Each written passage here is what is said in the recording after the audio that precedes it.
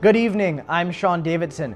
We begin with a developing story tonight from the Waterloo area. And police have also reviewed a fifth videotape.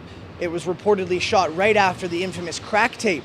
It shows Mohammed Syed sitting in his car saying, "That's how you catch someone slipping," or even a mayor smoking crack. Sean Davidson, CTV News. And Mayor Rob Ford still has not clearly said whether or not he was drinking on Saturday night. He will confirm, though, that he was here at his office. Multiple people, including City Hall security, say he arrived around 5 p.m. A constituent says he received a call around 9 p.m. to discuss potholes. He says the mayor didn't sound inebriated, but he was swearing. Well, today was the first time we got an official look from police at what's on that infamous crack video. And what's significant here is that this investigation is far from over. And that's the question that developers haven't answered just yet, saying they have 3 secret spots between Toronto and Mississauga.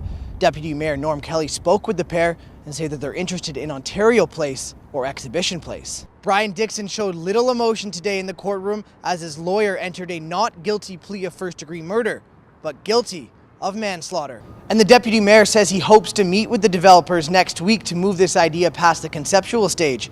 If all goes as planned, they hope to have the park open by 2016. Sean Davidson, CTV News.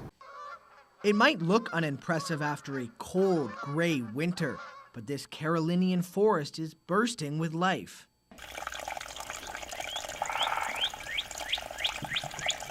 However, there's a new sound being heard in the forest that many are not happy with.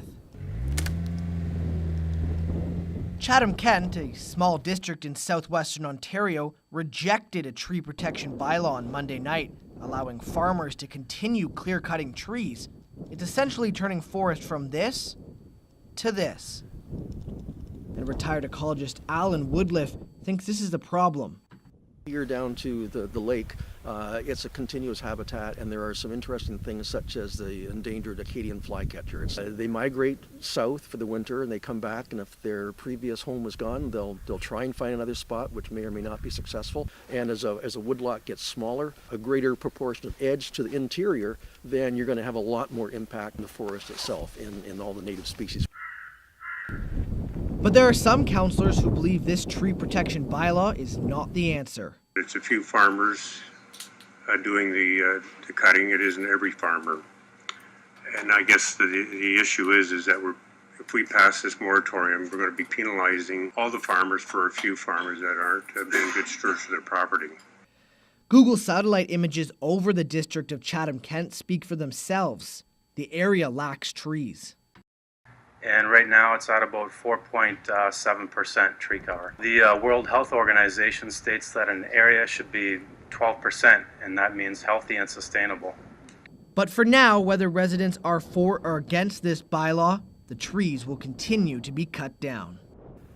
And the decision Monday night to reject the tree protection bylaw has left many Chatham-Kent residents frustrated. Minister of the Environment Jim Bradley has not commented at this time, but many are hoping there may be action from the provincial government. Sean Davidson reporting from Chatham-Kent. More than 300 people have died in what is being called the worst flooding to hit Pakistan and India in decades. Hundreds of villages are still submerged underwater. Thousands desperate for help, some still stranded in trees after almost a foot of rain fell over the weekend, triggering landslides and washing away homes. There is more rain on the way and fears that death tolls will continue to rise. The Ebola crisis in West Africa has reached North America for the first time. The first confirmed case of Ebola is in the United States. The patient developed symptoms after returning to Texas from Liberia. And medical officials in the U.S. and countries around the world are monitoring his condition very closely. Today, the Center for Disease Control in the United States held a press conference to update the possible spread of this deadly virus. It is certainly possible that someone who had contact with this individual, a family member or other individual, could develop Ebola in the coming weeks. But there is no doubt in my mind that we will stop it here.